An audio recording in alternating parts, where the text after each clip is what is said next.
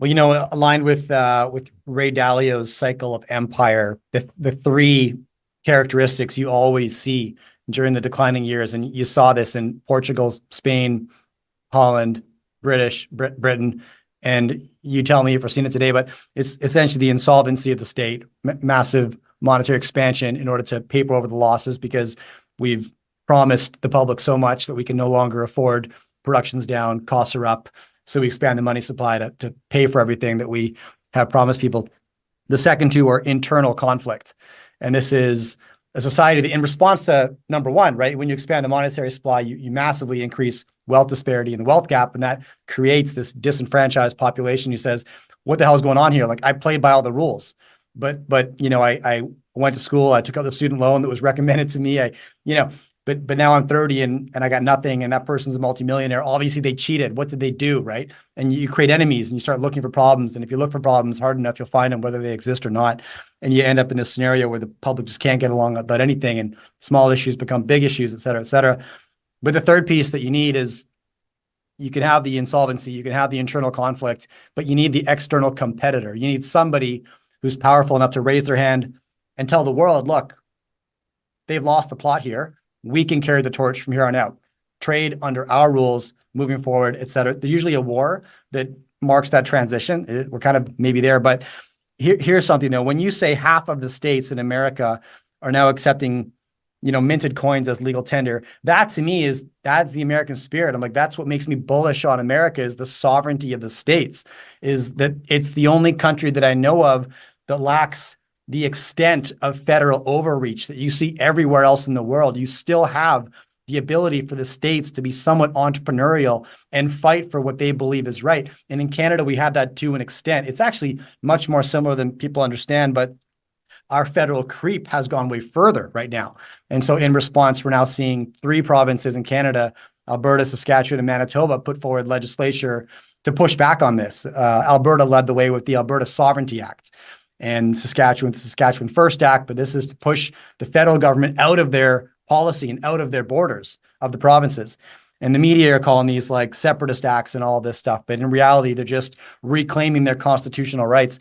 But, I look at that in the States and I'm like, it gives me a big vote of confidence, to be honest with you. And my family's dual, right? Like we're American Canadian, and I'm bullish American, man. It's like rough times and it's really hard to see that, right? But I just look around the world and I say, well, what are the alternatives? And have we come back from worse? And you could argue that in some cultural aspects we have, right? If you look at the political unrest in like the 60s and 70s, I mean, massive riots, political leaders were assassinated, like it got real bad. We came back from that stronger. Looks pretty dark right now. Sometimes it's darkest before the dawn. Sometimes it's darkest before everything goes pitch black. I don't know which we're in right now, but I'm bullish, man. I'm still. Real quick break here, guys. If you are a mining investor, you are without question familiar with the Golden Triangle region in British Columbia. This is one of the most prolific mining regions in the world due to its vast deposits of gold, silver, and copper. Now, for the last 4 years, Dolly Varden Silver has been busy expanding their high-grade silver deposit in the Triangle, and they are backed by some of the smartest investors in the silver business, including the legendary Eric Sprott, Hecla Mining, US Global Investors, Fidelity, Delbrook Capital, Sprott Resource Corp, and more. If you are curious why the smartest money in the silver business is cozying up to Dolly Varden Silver, then hit the link beneath this video. I love your optimism, dude. And, one of the things that I really hate is being a buzzkill. I mean, I've always been a very, very happy-go-lucky guy. My parents were basically hippies. I grew up in a very, easy-going, happy-go-lucky home. Half the time it smelled like weed because that was just what it was back then. I'm all about the American spirit. I really am. And letting people be who they are. I don't care who you are, where you came from, or what you believe in. If it's not imposed upon me, we can be friends. I get it. It's all good. And I say that so you understand where I'm coming from. And I am a product of this country and all of the benefits that and the opportunities that were afforded to me, I thank God every day, and it is the best of the bunch. But it is very, very, very much off the tracks right now, and we are heading to a place that I don't recognize anymore. So I appreciate your optimism, and oftentimes I find myself apologizing on shows for feeling the way that I do and being candid about it. It really is.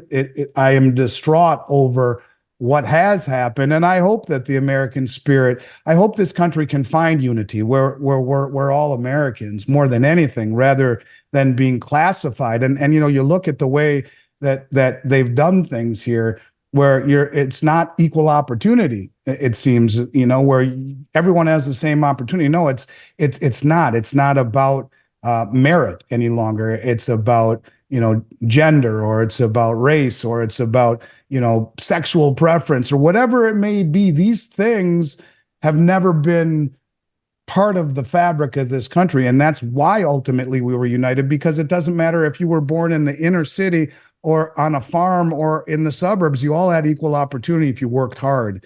And I think those are some of the things that have kind of gone wayward. So yeah, I hope you're right. I got 3 kids, man. My youngest is 16, and I would love nothing more than to rekindle the happy-go-lucky spirit that I've always had, because I have been a little bit of a buzzkill the last few years because I don't like what I see.